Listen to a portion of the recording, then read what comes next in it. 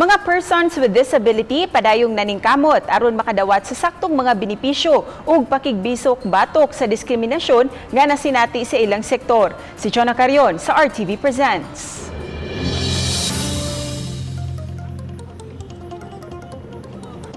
Gihulagway nga usa sa labing gamay nga sektor sa katilingban ang mga person with disability kon PWDs. Apan bisan pa man niini, padayon sila nga nakigbisog susama sa ubang mga sektor sa katilingban ug pagpakigbatok sa diskriminasyon.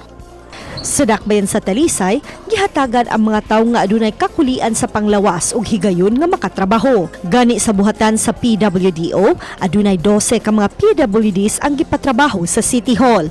Ang paghatag og higayon nga makatrabaho dako na kaayong kalipay alang sa head sa PWDO sa dakbayan. Ang 47 anyos nga si Nelberto Lasquetes, 7 na katuig nga nangu sa PWDO. Apan iyang status tagtulo ka buwan lang og i-renew lang kini kung mapupus na ang kontrata. Apan ang iyang kauban, tag 15 kaadlaw hangtod usa ka buwan isip job order personnel aron mahatagan usab og higayon ang ubang PWD nga makatrabaho. Once ma-PWD ka, basically mo ma-feel hopeless man gid ka at the start, diba?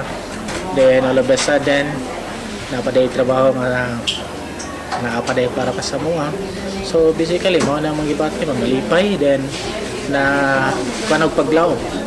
Usa sa pangindahay ni Lasquetes ang unta mamahimo silang regular employee sa City Hall. Lain niyang panghinaot nga may tukurong PWD center din mabaid ang ilang skills nga makatabang kanila sa pagpangita og disenteng trabaho.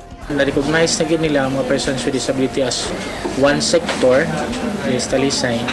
And although not dili man sa tanan namong mga ikinahanglan mahatag ra dayon, but at least di laming ipaminaw. And also gusto na mong kaning opisina makabato na po og regular nga mga position sa mga PWD kay kung ato mong kanon kung yun na nilang status sa atong mga persons with disability. So basically ang kuan is come and go na lang. If the recent administration di naganahan, possibly dili nila ikuan, dili nila i-continue. Mukapinas sa 2,000 ka mga registered nga mga PWD sa dakbayan sa Talisay. Matag PWD makadawat og tag 3,000 pesos, matag tuig isip financial assistance gikan sa dakbayan. Apan alang sa pipila ka mga adunay apan sa panglawas, nga unta dugangan unta kini. Kung mahimo sa gobyerno ba, ilang patasan para kay gamay na lang ganug. Usahay ko lang ra, usahay dili. Si Mayor Samsam Gulyas bisan kun bag-o pa siyang milingkod isip mayor sa dakbayan ni pasalig nga dili niya mahitabong pasagdan ang mga PWD.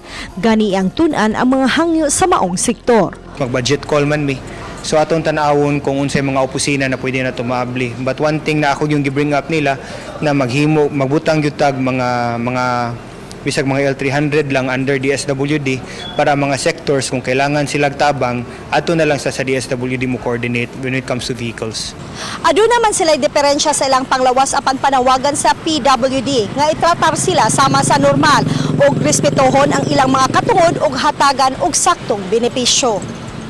Sa tong society nga at least ma-aware sila nga existing ang sa persons with disability, and we have also rights mabuhi din ang kalibutan na at the same time kinahanglan nga ila pong matagad ila pong mahatagan og konsiderasyon silang tagsa-tagsa ka mga lugar. Uban ni Marlon Melgaso, ako si Chona Carion ug kini ang akong show, Tokyo.